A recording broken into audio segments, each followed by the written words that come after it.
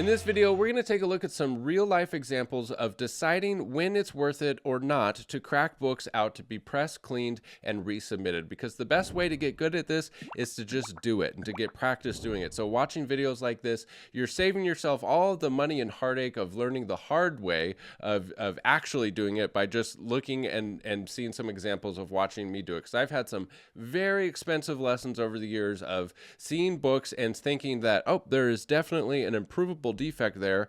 I absolutely should crack, press, and resubmit it. And then I learned that grading standards fluctuate, that grading is subjective, and that sometimes even if you do improve a book, it can come back the same grade. Worst case scenario, can even come back a lower grade. So there's a lot of nuance to deciding whether or not it's worth it to do this. And in this video, we're going to take a look at some real life examples. But before we do, I want to remind you we have a monthly giveaway here on the YouTube channel. If you subscribe, comment, and like, you're entered to win 2 free slabs. And if you sign up for the newsletter at BryceComics.com, you're entered to win 2 free slabs this month as well. Use code COLLECT10 for 10% off all in-stock items at BryceComics.com. And for the winners for April, congratulations to this guy. You won the April giveaway for the YouTube giveaway here at Bryce Comics. And congratulations to this guy. You won the newsletter giveaway for April at BryceComics.com. Speaking of BryceComics.com, let's check out what was just listed today. We might still have some free comic book day bundles available. You can add it to any order. You get 10 bagged and boarded free comic book day books. I'm not sure if they're sold out or not by the time this video posts. A bunch of amazing Spider-Man keys, a Vampirella 1, Savage Tales 1, first appearance of Spider-Gwen, Hulk 181, Giant Size X-Men #1. This is all just listed today, and there's constantly new stuff being added every single day now at BryceComics.com. If you use code COLLECT10, get 10% off. We've got some pre-code horror here and all kinds of good stuff. And one thing I wanted to mention that ties into this video is I rarely do CPR anymore. There's several reasons for it. Number one, I don't like having my money tied up for that long. And I don't like waiting for things. It's like a personality character defect. Like, I like things to just be off my plate. You know, I read every email, so I don't like seeing, unread emails. I don't like having unfinished business and stuff like that. So that's, and also it ties up your money. So that's the first reason that I rarely do CPR. Number two is I like to have stuff on the website that are good opportunities for collectors to do their own CPR. Because I remember when I was not doing comics full-time as a business, that was the main way, one of the main ways that I would fund the hobby is cracking books out and finding good candidates for CPR and buying books at retail, getting the grade bump and making money. And I know people that do it and make boatloads of money. So I like to have books like that on the website, and there has been a ton of old label or old cert number stuff on the website recently that are definitely CPR candidates, and it will continue that way. I just wanted to make this video. I thought this would be a helpful video to collectors, and I do need to start being better about it for big books. But big books, sometimes it's even harder. Like if I get an AF-15 or something that can get a half a point bump, which is valuable, but you're tying up $20,000. It makes a lot of sense for a collector to buy a book like AF-15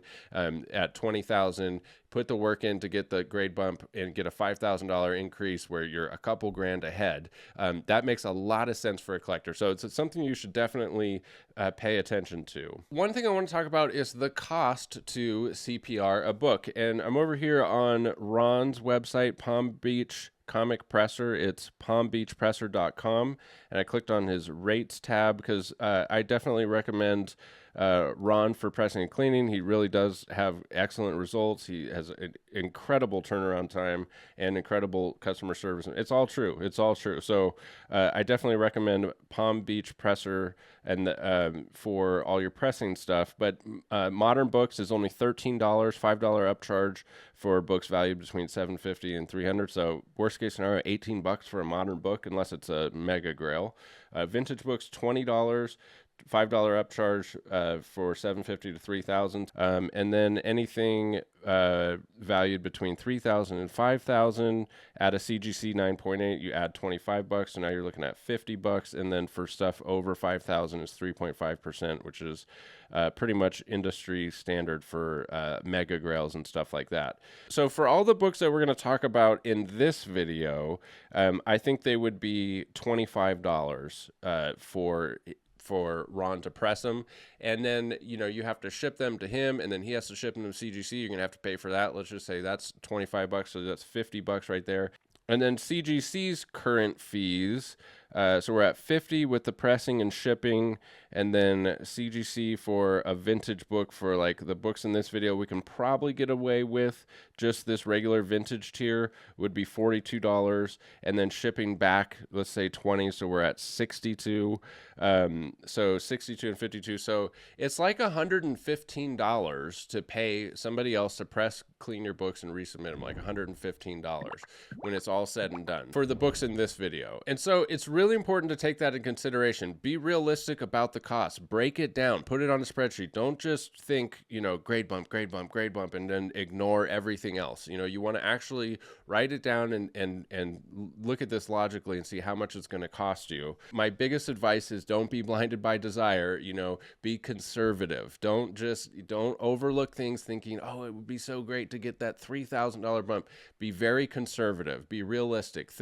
Almost think worst case scenario. Think that you're going to have a tough grader. And I just say this from experience because I've had so many disappointing things. And the biggest disappointment is it's not about the money. It's about having this expectation and anticipation, and you're so excited to get your book back just to see it come back the same grade. It's very devastating. And on the flip side, if you get that grade bump, it's exhilarating, so it is worth it to look into it, but just be realistic with yourself. Just myself in this video, I talked myself out of like 3 of the books. The Silver Surfer that we're going to see, I actually talked myself out of it in this video. It's not worth the risk to me. I was being a little blinded by desire with a little bit of that corner ding. So, all right, let's hop into the examples.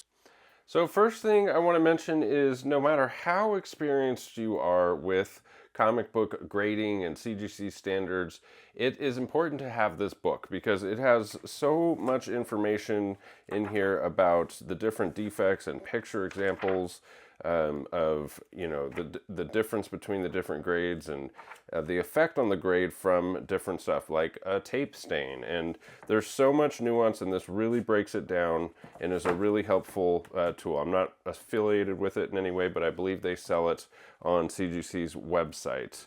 And so let's start here with some books that I have decided to send in to be crack pressed and resubmitted. It's all of these. We might not go through all of them. I just want to do some good examples, and then we'll talk about ones that don't make sense, even though you could get a better grade.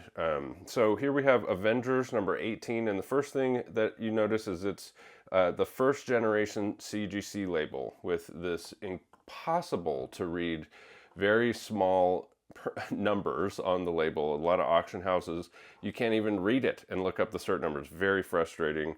But these books typically have not been pressed or cleaned because they're about 20 years or more ago that they were graded, and pressing and cleaning wasn't really happening back then. And also their grading standards have changed since then, and how they've changed is up for debate, but typically what I've noticed is that they were a little bit stricter with the grading back then. So oftentimes you can just crack and resubmit and not even press or clean it, and sometimes get a higher grade. But especially if there are improvable defects, it's like compounded. So it could be really good opportunities. But what it comes down to at the end of the day is it's a book by book basis. I've seen lots of old labels like this that were completely overgraded, that had like an 8.0 and they were really like a 6.0, or a 9.6 and it's really like a 9.0. I've seen everything at this point. And so what it comes down to is it doesn't really matter what label it has, you have to look at the individual book and make a judgment call then. But it is always, whenever you see this, the first thing you should do is check and see if it's undergraded and if there's improvable defects. So this thing just looked super nice. You can see along the spine there is virtually no damage on the spine, maybe a little spine stress line there, so that's like one. A little bit of color breaking crease right there on the edge, and this is where the book, the CGC book, comes in really handy because it shows the different lengths and how much it can affect the grade. You know, I've seen 9.6s with something like that. I've even seen 9.8s with a little bit smaller. This definitely wouldn't get a 9.8. And then when you have one that's about that long on the corner, color breaking crease, it taps out at an 8.5. And then on the back, you see, see if I can catch it. And then on the back, you see right here, there is a non-color breaking crease, but it's also like the white part of the paper. So it can be kind of forgiving even if it does slightly break color there. So it also hasn't been cleaned, but this book is relatively clean. I don't think it's going to affect the grade to have this level of soiling. It'll definitely look better when you clean it up. And I'm now noticing up here at the top, this book has a little bit of an overhang because the cover is slightly bigger than the interior pages, and so there is color break right there on the overhang.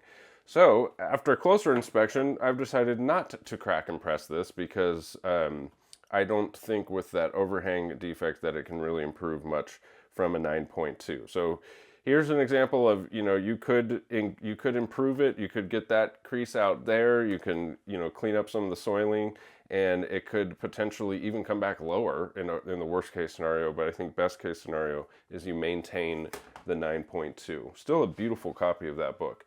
Here's Fantastic Four number 22 in a 7.5. And I forgot to do on that one, looking at the price difference and comparing the costs and everything. So we'll do it on this one. Fantastic Four number 22 in a 7.5. And this one is not the first gen label. It's, I don't know what generation it is, but this one is definitely after this one. I would probably say maybe it's like the second or third gen label. And but what you can look at is the certification number, and this one starts with 094. So 094 is early days, probably 15 years ago or so that it was graded, and you can actually look up the cert number and see exactly when it was graded. And this book just looks incredible for a 7.5. I mean, there are, you know, a little bit of, you know, wear on the corners and a little bit of spine stress, but it certainly does not present like a 7.5. So the next thing to do is to look up the grader's notes and see why it got a 7.5. One thing that's nice about the old labels is they typically had much more robust notes back in the early days. Now sometimes there's no notes at all, which is really frustrating. And we could see from this one, this happens to be an old one with no notes. It would be right here, it would say grader's notes. So there are no grader's notes for this book, which means it's super risky to crack it out. I mean, not too much of a risk because it's not terribly expensive to grade a book like this, but we have no idea why they gave it a 7.5. It certainly does not look like a 7.5. I mean, I see something right here with the edge, but that looks like manufacturing, you know, which they shouldn't be that harsh on. So I'm hopeful for this one for a good grade bump. I mean, if they don't, you know, I'm thinking maybe as high as like a 9.0. There's nothing that like limits it to that 8.5. This amount of wear right here in this corner, that is allowable in a 9.0. So I think best case scenario, a 9.0. So the next thing to do is look up the price difference. I use gpanalysis.com and it tracks CGC graded sales across they claim dozens of platforms. Here's 7.5. The last sale was in this month for $288. So this is worth about $288 today. But let's say best case scenario, we got it to a 9.0. 9.0 is $750. Even if it went up to an 8.5, that would be $644. So we're looking at like a $300 to $500 increase for this book, which is definitely worth it when you factor in the cost. So this one is a yes, we should risk it. All right, next up we have Fantastic Four number 86 and a 7.5. Here's another case of why is this a 7.5? I mean, it just presents beautifully. I mean, it presents literally like a 9.8 from the front. I mean, there is no color breaks. There's literally no color breaks. It's got sharp edges. It's got no spine stress. I mean, it presents like a 9.8 from the front. And then you look on the back, you've got this little like hanging Chad type of thing right there. This will probably just have to come off. It's a little piece of, you know, the cover is complete right here. I think if you just take that off, you wouldn't even know that it's coming from like a different book, and it wouldn't detract from the grade to have that. And this is also the Mile High copy. I have a little COA to go with it as well. Mile High 2 copy. It's not on the label, which is interesting. But let's look up the notes on this. On CGC's website, to look up the grader's notes, you just go to Resources and Verify CGC Certification. And the notes on this one say crease right bottom of front cover. So this is why it's so important to look up the notes. And like one thing that's really tricky about this is sometimes through the case it's very difficult to find the defects. And if there's no notes and then you crack it out of the case and you go, oh, well, there it is. So here it is right here. There's this crease on the right bottom of the front cover. You can see it right here. And it does very faintly break color, very, very faintly. And it hasn't been pressed or cleaned because it can totally be improved. You see that right there? So I think this book would tap out at an 8.5 with that crease because it just ever so slightly breaks color. And I think it taps out at an 8.5. The last sale was $115, and if we bumped it to an 8.5, it would be $160. So it's absolutely not worth it to crack this out if it taps out at an 8.5. You know, I was hoping, you know, maybe that crease wasn't color breaking, maybe get to a 9.4 or something, and then it's like $300 and it would be worth it. And such an awesome Doom cover, but this one is definitely not worth resubmitting. But man, is it a beautiful 7.5. All right, this one is super tricky. It's a 9.6 white Silver Surfer 16. There's a huge price jump from a 9.6 to a 9.8. I think a 9.8 is in like 5,000 plus, and I think it's like thousands and thousands of dollars of an increase. So it's definitely worth it if you can get it. And there's just like ever so minor stuff on this cover, like a little tiny bit of wear right there, which I think would be allowable in a 9.8. I mean, it's not from a crease. It's almost like just color loss.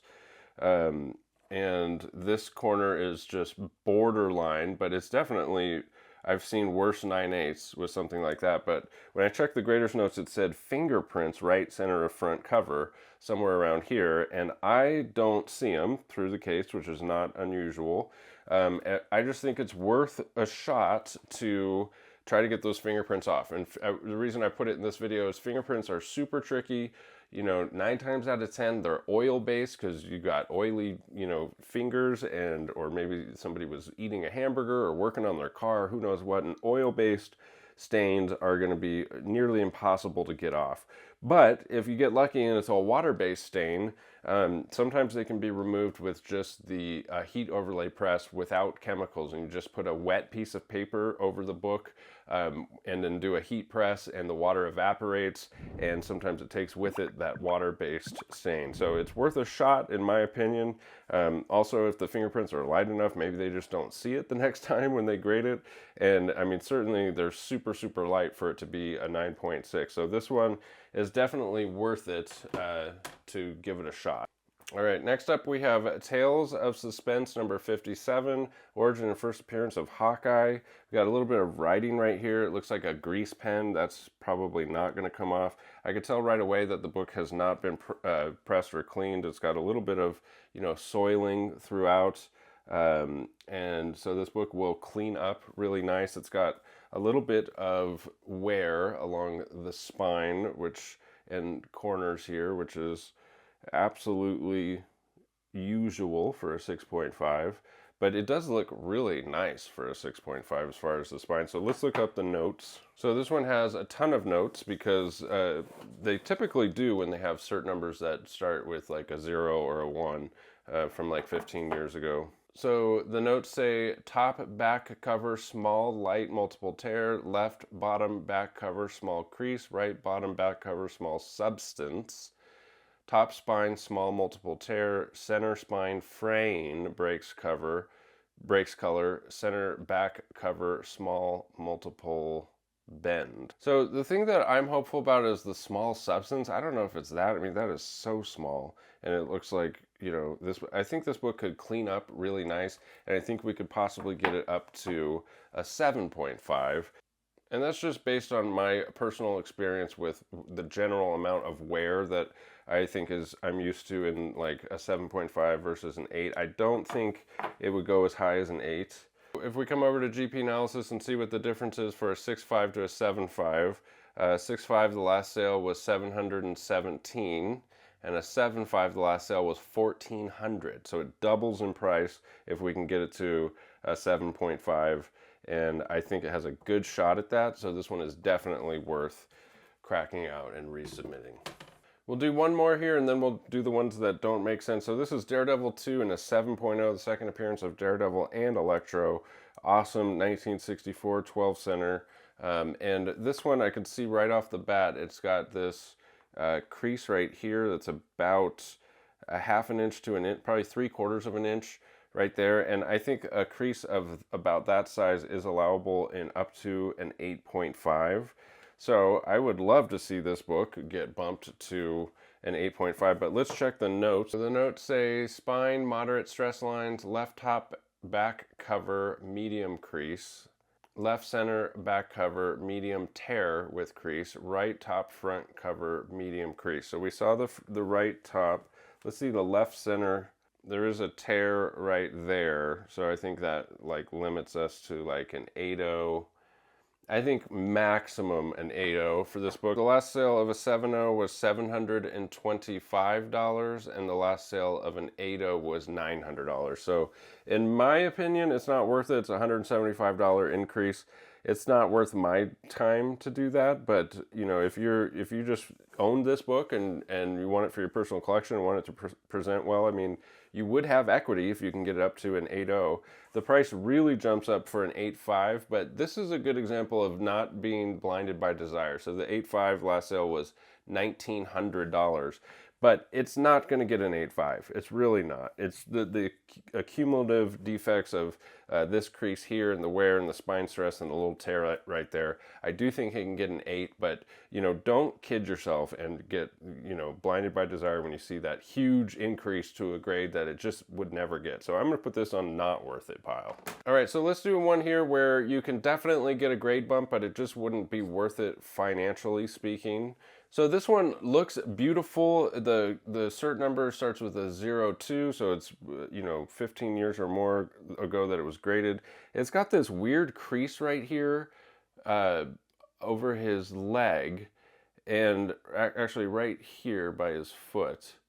And it almost looks like a printer's crease. And a printer's crease is when the wrinkle or crease is on the paper before they print it, and they print the ink over the crease. And that doesn't affect the grade.